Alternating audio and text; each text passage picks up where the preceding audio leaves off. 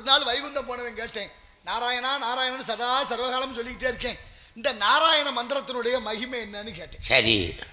அவர் பார்த்தாரு, நாரதன் தெரியாத மாதிரியே கேட்குறானே, ஏதாவது கொஞ்சம் சொல்லிடுவோம் அப்படின்னு முடிவு பண்ணி, நீ போ பூலோகத்தில் போய் அந்த கங்கை கரையில் ஒரு புழு நெளிஞ்சுக்கிட்டு இருக்கு, அது காதில் போய் சொல்லுன்னார். அப்படியா? நேராக அங்கே போனேன், கங்கை கரையில் ஒரு புழு நெளிஞ்சுக்கிட்டு இருந்துச்சு, அதுக்கிட்ட போய் ஓம் நமோ நாராயணான்னு படக்கு படக்குன்னு துடிச்சு செத்து போச்சு. ஆஹா, எனக்கு பதறிடுச்சு. நாராயணான்னு சொன்னா செத்து போச்சே. வேகமா விழுந்து மருதன ஒண்ணு தாத்தா, என்ன நீங்க போய் உங்க பேரை சொல்ல சொன்னேன், அந்த புழு செத்து போச்சே, கொலகாரனா ஆக்கி விட்டியல என்ன? அப்படியா, செத்து போச்சா, சரி விடு. அதுக்கு பக்கத்துல பாரு, கொஞ்சம் தூரத்துல ஒரு வண்ணத்து பூச்சி பறக்குது, அதுக்காதுல போய் சொல்லுன்னாரு. நேரா போய் அதுக்காதுல ஓம் நமோ நாராயணான்னு, அதுவும் படக்கு படக்கு நடிச்சு செத்து போச்சு.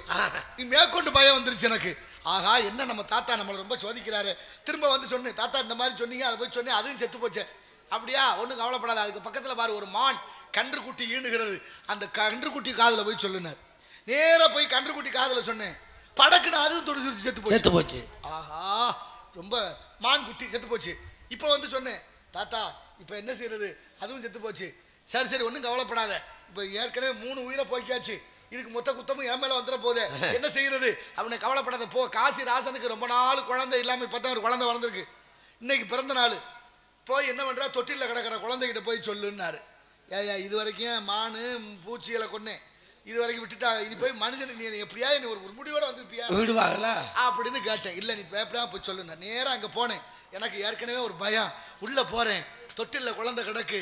போனோடனே எல்லா உயிர்களும் பேசாம இந்த மாதிரி இல்லை, குழந்தை என்னைய பார்த்து நாரதரே வாங்கன்னு. எப்படி பாருங்க பாருங்க, உங்களுக்கு முன்னாடி. ஆமா, நாரதரே வாங்கன்னு சொன்ன உடனே ஓம் நமோ நாராயணாய நமகன்னு குழந்தை ஓம் நமோ நாராயண நமக சொன்னேன். குழந்தை மகிழ்வோட சிரிச்சது. இப்ப அந்த குழந்தை சொன்னிச்சு, நாராயணா நாராயணா. குழந்தை செத்து போயிருந்தா என்ன ஆகுறது, கதை முடியாது இல்ல. அப்ப என் பாட்டனை கேட்டேன், தாத்தா அந்த குழந்தை மட்டும் சாகலையே, உன்னை கண்டு பேச்சா வரவேற்றுச்சா? ஆமா, அந்த குழந்தை தான் முதல்ல புழுவா இருந்தது, அடுத்து வண்ணத்து பூச்சியா இருந்தது, அடுத்து மானோட கன்றுக்குட்டியா இருந்தது. இதெல்லாம் பிறவி பயன். ஓன் சொன்ன அந்த மந்திரத்தை கேட்டு அந்த பிறவிலிருந்து விடுபட்டு அடுத்த பிறவி அடுத்த பிறவி அடுத்த பிறவி உயர்ந்த ராஜ பதவி கிடைச்சிருக்கு. எதனால? ஓம் நமோ நாராயண சொன்னதுனால.